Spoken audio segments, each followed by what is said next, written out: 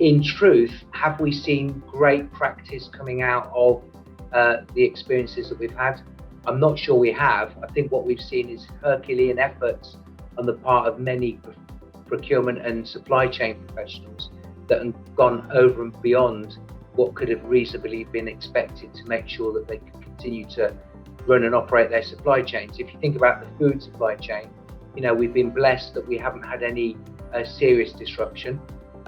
But then we've got the automotive industry. I mean, for years, I would certainly have considered them best in class, but they've had a big disruption with chips. And again, one can argue whether that's COVID related, or in fact was that simply the fact that the supply chain and the procurement function didn't anticipate the huge demand that would be required in terms of micropressing technology. So I think that points to a kind of more broader theme, actually, which is, if all of the things that we've learned through COVID is actually we've got to get better at understanding what are the themes in our business, what are the sources of supply, and where's there's going to be competing demand for narrow band capacity in our supply chains. And my thought would be that's where the points I spoke about in terms of resilience have to really kick in.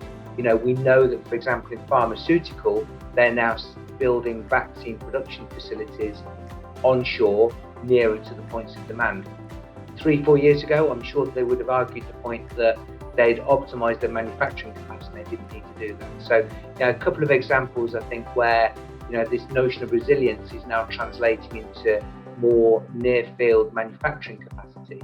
But again, I still make the point, I think we've got to get better at kind of forecasting the horizons of where our demand is going to be and working with our supply chain to expand capacity.